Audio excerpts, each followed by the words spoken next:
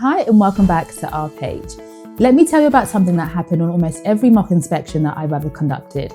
I'd sit down with the registered manager, we'd be talking through how they keep people safe, and at some point, almost without fail, they would say this: "We've never had any safeguarding concerns." They'd say it with pride, like it was proof they were doing a good job, like it was something to celebrate. And every single time I heard it, my heart sank, because that phrase doesn't tell me your service is safe, it tells me one of two things. Either you're not recognising safeguarding concerns when they happen, or you don't fully understand what safeguarding actually means. Both of these are serious problems. And here's the thing, I don't blame providers for thinking this way. Nobody wants to have safeguarding concerns. It sounds like something's gone wrong. It sounds like someone's been hurt, so naturally you want to say, nope, nothing to see here, we're all good. That's not how safeguarding works, and by the end of this episode, you'll understand why the best services, the ones rated good and outstanding, don't say, "We've never had concerns." Instead, they say, "We identify them, we report them, and we learn from every single one." That's the difference. That's what inspectors trust. Let me put this into perspective for you. In 2024 to 2025, over 640,000 safeguarding concerns were raised in England. That's not a misprint, 640,000. That's up 4% from the previous year. And it's the 8th consecutive annual rise. Of these, 185,000 led to formal Section 42 inquiries. And the most common type of abuse identified was neglect and acts of omission, accounting for over 40% of all concluded inquiries. Now, think about what that means for domiciliary care specifically. You're sending staff into people's homes. Those people are often vulnerable and they may be isolated. They may not have family visiting regularly, and your staff may be the only people they see all day. So in that context, is it really credible that your service has never had any safeguarding concerns? Not a single late visit that left someone without medication, not one family member raising a worry about how their relative is being treated, and not a staff member noticing a bruise and wondering what has happened. When you tell an inspector you've never had a safeguarding concern, here's what they hear. This provider doesn't have the systems or understanding to recognise a concern when it arises. And that immediately makes them worry about everything else. Because if you're not identifying safeguarding issues, what else are you missing? Let's reset. What does safeguarding actually mean? Because I think part of the problem is that when most providers hear safeguarding, they think of the extreme end: physical abuse, deliberate harm, something clearly criminal. Yes, that is a part of it, but safeguarding is so much broader than that. Under Regulation 13 of the Health and Social Care Act, CQC requires that you have systems and processes in place to safeguard people from abuse and improper treatment. And abuse covers 10 recognised categories under the Care Act of 2014. Let me walk you through them, because some of these will surprise you. So we have physical abuse, which includes hitting, punching, restraint, misuse of medication as well. Then there's sexual abuse, so this is any sexual act without consent, including inappropriate touching. We also have psychological and emotional abuse, so this includes threats, intimidation, humiliation, controlling behaviour, and isolation. Then there's financial abuse, and this is a huge one for dom care.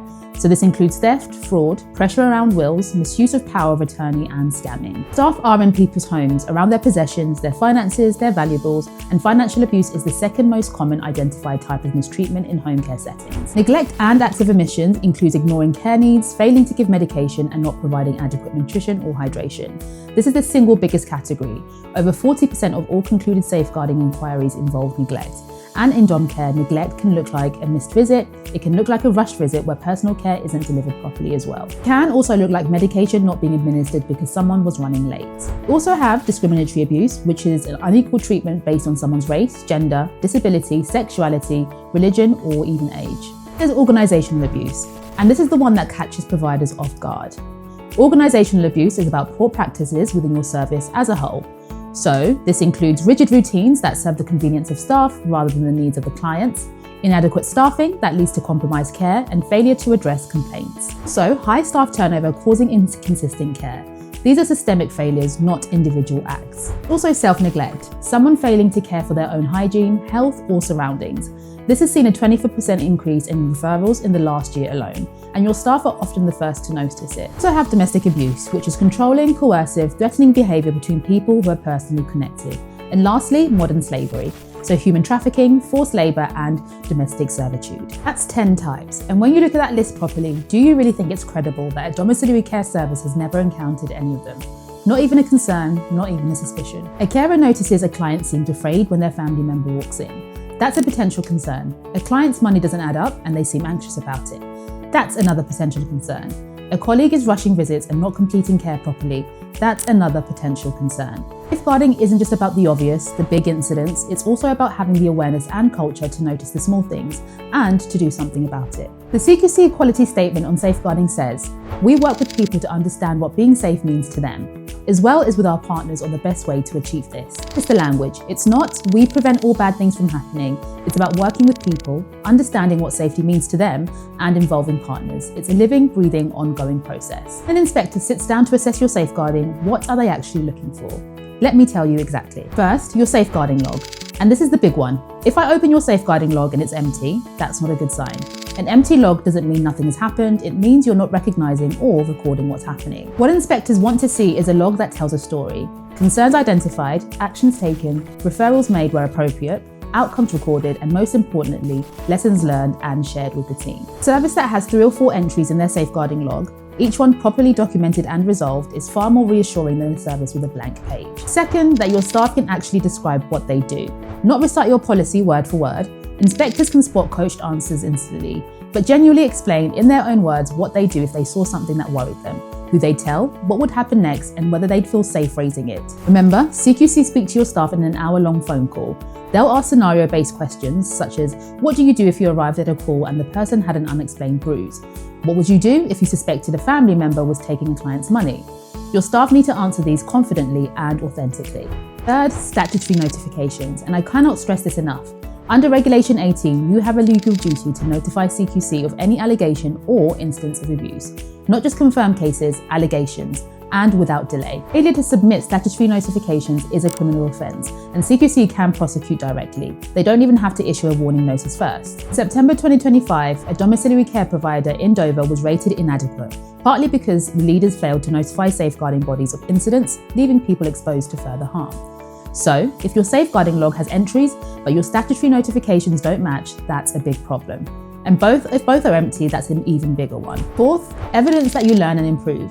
This is what separates good from requires improvement. It's not enough to identify a concern, report it, and close a file. What did you learn? What's changed as a result? And did you share the learning with the team? Did it lead to updated training, revised procedures, and changes in how care is delivered? CQC Quality Statement talks about proactive and positive culture of safety based on openness and honesty. That culture is demonstrated through evidence of continuous learning, not through an empty log and a claim that everything is fine. I want to spend a moment on something that's specific to dom care, because safeguarding risks in home care are different from residential settings, and in some ways they're harder to manage. In a care home, there are always staff around, there's a manager on site, and there are multiple eyes on what's happening. In domiciliary care, your staff are working alone, in someone's private home, often behind closed doors. That creates unique vulnerabilities. Financial abuse is a real and present risk. Your staff have access to people's homes, their possessions, their bank cards, and their cash. Even if your team is trustworthy, and I'm sure they are, do you have systems to protect both your clients and your staff from false allegations? Do you have a clear policy on handling money, and do clients and families know about it? Missed and late visits are a safeguarding issue, not just a scheduling issue. If someone doesn't receive their medication because a visit was missed, that's neglect. And if someone's left in sold clothing for hours because a carer ran late, that's also a safeguarding concern. Are you monitoring visiting times, and do you have a system that flags when a carer hasn't logged in? What's your protocol when that happens? Isolation makes everything harder to spot. Your clients may not have anyone else checking in on them, and they may not feel very confident raising concerns. And they may be dependent on the very person they need to report. This means your observation systems, such as your spot checks, supervision, feedback collection, aren't optional extras, they're the safety nets. And organisational abuse can creep in when you're not looking. Rigid care schedules that don't respond to individual needs, staff working under so much pressure that care quality drops, and complaints that don't get properly investigated. High turnover, meaning people see different faces every single day. These aren't individual failures, they're systemic ones, and CQC will look at whether your governance structures are picking them up. Let's flip this around. Instead of the provider who says, "We've never had concerns," what does the provider who gets this right actually look like? Pillar 1. A living safeguarding log, not a document that sits in a folder catching dust. A working record that shows concerns are identified, documented, investigated, and referred where necessary, resolved and reviewed. Each entry should include what happened, what action was taken, and what the outcome was and what you learned. Pillar 2. Training that lives in practice. Having a certificate that says your staff completed safeguarding training isn't enough. Inspectors want to know, can they apply it? Do they know the 10 types of abuse, and can they describe the signs? Do they know the difference between a concern and an allegation? And have they done scenario-based training that tests their judgment, not just their memory? Here's a practical test. Ask your staff right now, what's the process if you suspect financial abuse? If they can tell you clearly without looking anything up, you're in a good position. And if they can't, that's a training gap. Pillar 3, a culture where people report. This is the hardest one to build and the most important one to evidence. Do your staff feel safe raising concerns? Do they know they won't be punished for reporting something, even if it turns out to be nothing? And do they see that when concerns are raised, something actually happens? CQC Quality Statement on freedom to speak up is directly linked to safeguarding. If staff don't feel safe speaking up, concerns go unreported, and unreported concerns become unaddressed risks. Evidence this through your whistleblowing policy, through staff survey results, through supervision records where staff have raised issues, and through examples where you've acted on what staff have told you. Pillar 4, proper statutory notifications. Every time you raise a safeguarding concern to the local authority, you must also notify CQC. Use unique identifiers, not people's names, and submit without delay. Keep a record of every notification you've made. This isn't optional, it's a law. Pillar 5, evidence of learning and improvement. After every safeguarding incident, ask, what happened, why, and what have we changed? Has it worked? And document this cycle. Share the learning in team meetings and update your training. Review your risk assessments, and this is what transforms a safeguarding concern from a negative event into a positive demonstration of quality. Let me give you 4 concrete things you can do this week to strengthen your safeguarding evidence. Action 1, review your safeguarding log right now. If it's empty, that's your first problem. Think back over the past 6 months. Have there been any incidents, even small ones, that could be considered a safeguarding concern? A missed medication, a client who seemed distressed, a complaint from a family member, a bruise noticed during personal care. If those things happen but aren't logged, start recording them instantly. Action 2, test your staff. In your next supervision, ask each staff member, if you arrived at a call and noticed Mrs. Jones had a large bruise on her arm that she couldn't explain, what would you do? Don't tell them it's a test, just ask conversationally. Their answer will tell you whether your training is working. And document the conversation in your supervision notes. That's your evidence. Action 3, check your statutory notifications. Cross-reference your safeguarding log against your CQC notification records. Every safeguarding referral to the local authority should have a corresponding CQC notification. If there are gaps, address them immediately. And remember, failure to notify is a criminal offence. And 4, run a safeguarding awareness session at your next team meeting. Go through 10 types of abuse and give real-world scenarios relevant to dom care. Ask your staff, is this a safeguarding concern and what would you do? Make it interactive, not a lecture. And keep the minutes. That's your evidence of a learning culture. I want to leave you with a different way of thinking about this. Safeguarding isn't something to be afraid of. It isn't something that means you failed. It's the opposite. Having a robust safeguarding culture, one where concerns are identified, reported, acted on, and learned from, is one of the strongest indicators of a well-led service. The providers who get rated good and outstanding aren't the ones who've never had a safeguarding concern. They're the ones who handle them well. Ones who show they protect people not just through policies, but through action, through culture, through genuine care and getting it right. The next time someone asks you about your safeguarding record, don't say, we've never had any concerns. Instead, say this. We identify safeguarding concerns, we report them, we investigate them, we learn from them, and our service is safer because of it. That's what inspectors want to hear. In the next episode, I'm tackling another area where most providers think they're doing well, but are actually wasting their own time: audits.